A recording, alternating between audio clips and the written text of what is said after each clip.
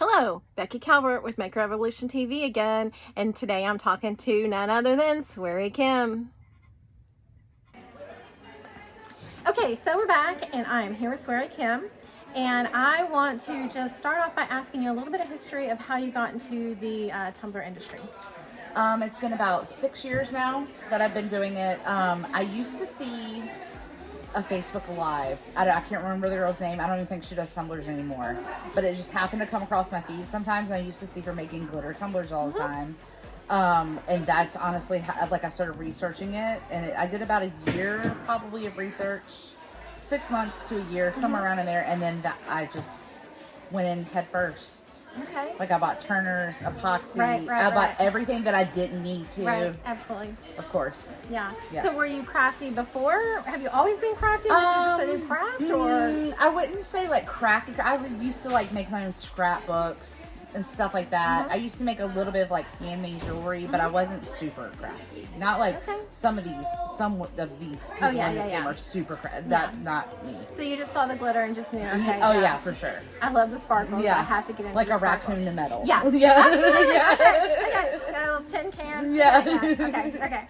How has your business evolved over all of that time? Because most of us obviously have not been in the game that long. How's it changed? Oh, it's what I do full time now. I was able to leave my job, but that's not just from tumbler making. It's also from being a quote unquote influencer now as well. Because I get to partner with like a lot of really good companies. Dino's being one of the. So I mean, and it definitely blew up because of TikTok and things. I was a lot more quiet and. Yeah, believe it or not. What? Yeah. People had no idea who I was before TikTok. And I was in all the groups. I just never really posted anything. I was a lot more quiet before TikTok. So were you what brought you out of your shell? I mean, because it's just the camera, so just the phone. Right. So because it wasn't people, was it easier I think for you? Well, you got to think too, especially in you guys never saw my face. Right. In the very beginning. Right. So I could do these. Well, now I wasn't even doing voiceovers. I was doing voice to or text to voice, where I could use. Okay. So you really didn't know who I was. You saw the Tumblr and you knew my language and my words, but it wasn't even my voice. Okay. So I think that protected you a little correct. bit. Correct. But then when they took my voice away, I was. Yeah. And then you had to use and then I had to use my voice. And okay. So it was tough. I mean, it was tough at first, like to get over that fear. But I've had a barrier to hiding, kind of. Yeah. No, I agree. Okay, what advice can you give to like newbies coming in? Maybe speak to that. Somebody that's, so many people say, oh, I can't do lives. I don't want to be on camera. I'm scared of that. People are going to look at me. People are going to judge me. My hair looks terrible.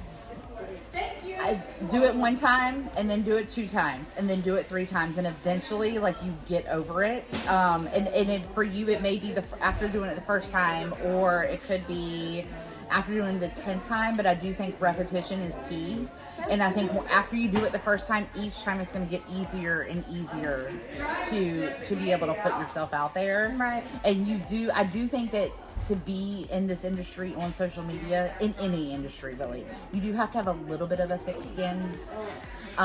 If you're someone that everything hurts your feelings, then maybe social media isn't the place. Right. You know what I'm saying? And that's fine. And that's fine. You could market other ways. Right. But if you're someone that I'm not going to let these words bother me. I'm not going to let, because a lot of times it's not even it's just trolls. Right. That. Well, they're sitting behind the camera too, and behind the keyboard, so you can't see their face. And honestly, it's not even other crafters. Right. It's people that have nothing to do with anything that are coming across your video that have something to say. So it's not a big deal. Yeah, crazy. All right, if y'all have any comments or any questions for Sweary Kim, I want you to put those down in the comments. If you have any questions for her about different things that she does. Now, do you have Patreon or I'm a mentorship group? Yeah, okay. You would sign up through my website, which is just swearykim.com. Okay. And then the Get Effed Tumblr group. It's literally Get F-E-F-F-E-D. Okay. That's the public, I mean, not, it's a private group, but it's for anyone And to that's join Facebook. it. That's Facebook. Okay, and then cool. all my socials are at Sweary Kim. Okay. And if anybody didn't take notes on that, I will put all that in the show notes. So, don't worry. You can press rewind. Tell me a little bit about your workflow. I know you've got several different directions you're going, so just pick one. It doesn't matter. Well, right now I do everything ready to ship. Like, I don't take custom orders, but back when I did take custom orders, I definitely had like a set schedule, like every week. Like, you have a decal day, you have like a prep paint type day, you have epoxy days and so forth like that. Now it's a little bit different, where I kind of just like prep with, because a lot of my focus goes in my mentorship group now and TikTok. So a lot of it's just like filming content, and then I use those tumblers that I make as ready to ship drops. Okay. So that's kind of like my workflow now. So they can just get those off your website. Correct. They won't Yeah, I have a cups drop going like there. once a month or so for those. Okay. All right. So you probably more assembly line type things if you're Correct. doing, paint day. Correct. And work in decal batches day. by color or by like the style of tumbler that you're doing. I highly recommend working in batches. If you have a bunch of decals that are all using like the same vinyl, cut them all at one time. Even if you're not working on that cup yet, just go ahead and cut them all at one time, read them all at the same time, and put them to the side. That way, Okay, let me ask you on that. Okay, so are you using, because I've seen some people use like an accordion file, and so like, I typically scrap? will do that for like cheetah spots or leopard spots, Oh, yeah. palm trees, those Right. kind of Or like my things. vinyl stripes that I make. Yeah, right. Yeah. How are you just putting them on the pile? How do you keep track of that? So I have a cart that I got, I think, from Michael's, and I have it like sectioned off. Like, my vinyl striping goes here. I don't really do anything with the leopard spots, as far as I have like the clear cast wraps for those and stuff now. But when I did, I had like a separate section for the leopard spots. I had, like that. And that's how I don't use the filing system so much. Because I'll never open them. Like, if they're not in my Sight. Yeah. I'm not going to touch them. Out of sight, out of mind. Right. Okay. What is your favorite product to make or technique or something? Is there anything that you just really love? Like, I love Milky Ways. That one's easy for me. I love printed vinyl tumblers, like the V splits, like even Really? Yes, I love printed vinyl and glitter mixed together, because I think it just brings this like a different element that we can't necessarily like do on a tumbler. The printed vinyl kind of, I think, ties everything in. I love the printed vinyl movement. Okay. Like, I love all of the printed vinyl. Yeah. So that definitely would be a game changer for you too. Probably the printed vinyl coming into. Okay. What can we look for in the future? I mean, obviously you have a huge following. We all know that. If you don't, you've been under a rock. But what's new on the horizon for you? What are you cooking up that we need to know about that you can share? Anything? I have things coming. Okay. Nothing that I can share yet. Okay. Fair enough. But there are things in the works. I have a couple more brand deals like coming through the pipeline too. And I'm growing my mentorship group, I think, is like my biggest focus right now. Because that is where I put like my most time and energy into.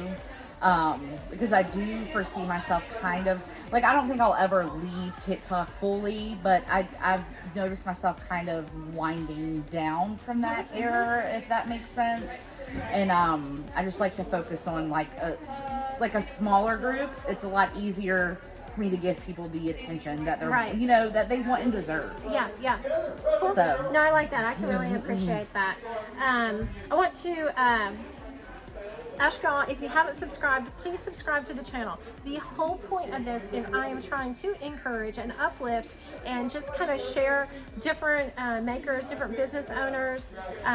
Sometimes people, if they're on the other side of the, over in Florida or over in California, we're not exposed to them, or they might not come across your path. So I'm really just trying to blur those lines. Can make some amazing things. So y'all go check her out. Tell me again on where, if they're looking for you, where they can find you. At Sweary Kim everywhere. TikTok, Instagram, Facebook would be in my mentorship group that you would have to be subscribed to for that, or the Get F Tumblr group, Okay. Which anybody can get in that group. Okay, But so they everything, subscribe. Is paid, not paid? I'm sorry. it's paid. It's paid, $18.99 a month, and Okay. they just go to my website. And then it'll send you the link, and then of course you have to answer the questions, and I just Sure. or my VA will check it, or I'll check it, Yeah. and then approve it. Okay. Well, she's got a lot of content. I mean, I haven't talked to anybody.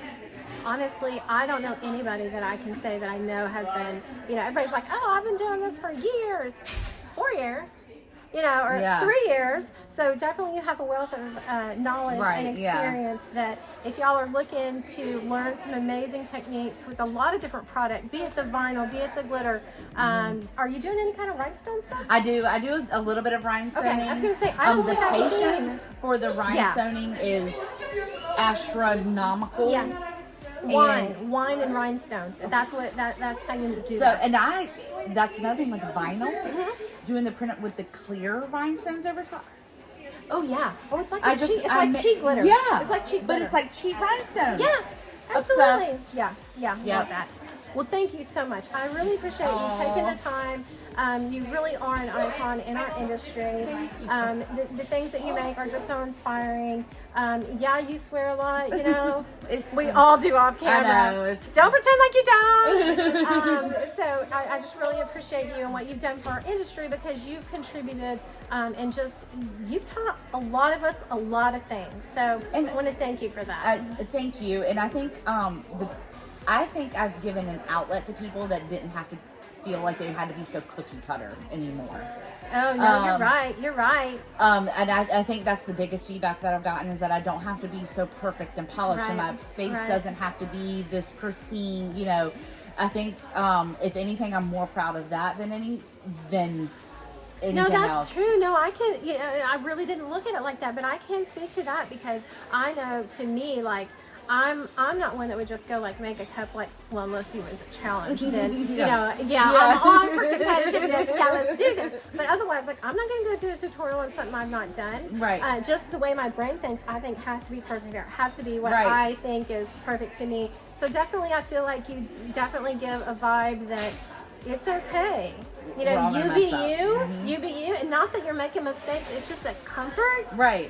that we can go hang out. I mean, Right. it's not, you have this huge following, but you're very down to earth and very kind. Every time that I met you, I don't feel like you're shunning me like you're some superstar. That you are. So I appreciate that. So anyway, y'all go check out Sweary Kim. Everything's in the notes. Subscribe, and y'all, there's room for all of us.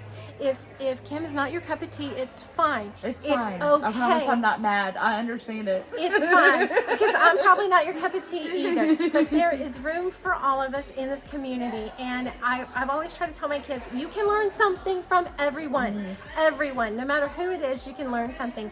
And there's such a big community here. There's room for all of us. You really can come sit with us. Come sit with us. Thank y'all. Thank you.